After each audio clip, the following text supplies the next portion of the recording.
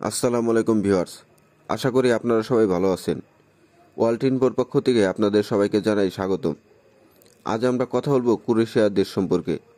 Croatia যেতে কত টাকা খরচ হয়, ক্রোয়েশিয়াতে আপনি কি কি কাজ পাবেন, ক্রোয়েশিয়ায় প্রসেসিং টাইম কত দিন লাগবে, ক্রোয়েশিয়াতে আপনি বেতন কত টাকা পাবেন, থাকা খাওয়ার সুযোগ সুবিধা ইত্যাদি বিষয় নিয়ে আলোচনা করব। তো চলুন দেরি না করে ভিডিও শুরু করা যাক।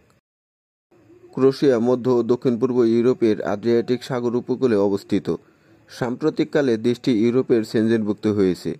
ক্রোয়েশিয়ার পার্শ্ববর্তী দেশগুলো হল Hungary, Serbia, Bosnia, Montenegro, Slovenia. Croatian মুদ্রা ক্রোয়েশিয়ান কুনা। ক্রোয়েশিয়ার জন্য আপনার যে সকল ডকুমেন্ট জমা দিতে হবে তা হলো পাসপোর্ট, ছবি, পুলিশ ক্লিয়ারেন্স, এনআইডি বা জন্মসনদ ইংরেজিতে, শিক্ষাগত যোগ্যতা যদি থাকে, অভিজ্ঞতার সনদ যদি থাকে, সিভি, বায়োডাটা এবং আপনার বয়স অবশ্যই 20 থেকে 45 বছরের মধ্যে হতে হবে। ক্রোয়েশিয়ার প্রসেসিং টাইম 6 থেকে 1 বছরের মতো সময় লাগতে পারে। কিছু কিছু ক্ষেত্রে এর কম বা একটু বেশি সময়ও লাগতে পারে, তবে অবশ্যই আপনাকে 1 বছর সময় ধরে রাখতে হবে।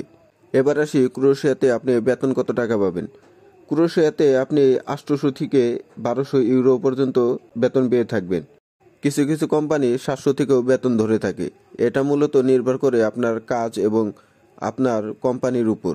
তবে বেসিক বেতন আপনি 800 থেকে 1200 ইউরো ধরে রাখতে পারেন।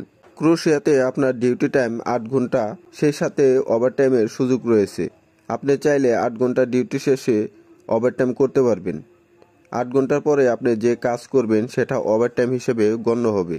ক্রোয়েশিয়াতে কিছু কিছু কোম্পানি থাকা খাওয়ার সম্পূর্ণ সুযোগ সুবিধা দিয়ে থাকে, আবার কিছু কিছু কোম্পানি শুধু থাকা এবং খাওয়ার জন্য টাকা দিয়ে থাকে। এটা মূলত আপনার কোম্পানির উপর নির্ভর করে আপনার কোম্পানি আপনার থাকা খাওয়া দুটোই দিবে নাকি শুধু থাকা এবং খাওয়ার জন্য টাকা দিবে। এ বিষয়ে আপনি চাইলে এজেন্সির সাথে ভালো মতো কথা বলে নিতে পারেন। আপনাকে ক্রোয়েশিয়াতে সপ্তাহে 5 থেকে 6 দিন কাজ করতে হবে এবং আপনি ক্রোয়েশিয়াতে 3 মাসের মধ্যেই টিআরসি কার্ড পেয়ে যাবেন এবং সেই সাথে ক্রোয়েশিয়াতে পিআরের সুযোগ রয়েছে। মানে আপনি যদি একটি নির্দিষ্ট সময় পর্যন্ত ক্রোয়েশিয়াতে থাকেন এবং সে দেশের সকল নিয়মকানুন মেনে চলেন, তাহলে আপনি সে দেশের নাগরিকত্ব লাভ করতে পারবেন। এবার আসি ক্রোয়েশিয়াতে আপনি কি কি কাজের সুযোগ সুবিধা পাবেন। ক্রোয়েশিয়াতে আপনি food delivery, fish cutting, packaging factory, construction, hotel restaurant ইত্যাদি খাতে কাজ করতে পারবেন। তবে ক্রোয়েশিয়াতে হোটেল রেস্টুরেন্টের চাহিদা সবচেয়ে বেশি, সেই সাথে ফুড ডেলিভারি চাহিদাও তুলনামূলকভাবে অনেকটা বেশি। আপনি অভিজ্ঞ বা অনভিজ্ঞ যাই হন না কেন, আপনি ক্রোয়েশিয়ার জন্য আবেদন করতে পারবেন। তবে আপনি যদি দক্ষ কর্মী হয়ে থাকেন, আপনার কোম্পানিকে যদি আপনার কাজের দক্ষতা দিয়ে সন্তুষ্ট করতে পারেন, তাহলে অবশ্যই মাস শেষে আপনি ভালো একটা স্যালারি আর্ন করতে পারবেন। এটা টোটালি ডিপেন্ড করে আপনার কাজ এবং আপনার কোম্পানির উপর। আপনার কোম্পানি যদি আপনার উপর সন্তুষ্ট হয়, তাহলে অবশ্যই আপনার বেতন বাড়িয়ে দিবে। এবার আসি ক্রোয়েশিয়াতে যেতে আপনার কীরকম টাকা খরচ হতে পারে। তো দেখুন, বাংলাদেশ থেকে ক্রোয়েশিয়াতে যদি যেতে চান তাহলে অবশ্যই আপনাকে মোটা অঙ্কের টাকা গুনতে হবে, কারণ বাংলাদেশে কিছু এজেন্সি আছে যারা ক্রোয়েশিয়ার জন্য মোটা অঙ্কের টাকা নিয়ে থাকেন। তবে আপনার যদি নিজের নিকটস্থ কোনো ব্যক্তি ক্রোয়েশিয়াতে থাকে, তাহলে আপনি তার মাধ্যমে অল্প খরচে ক্রোয়েশিয়াতে যেতে পারবেন।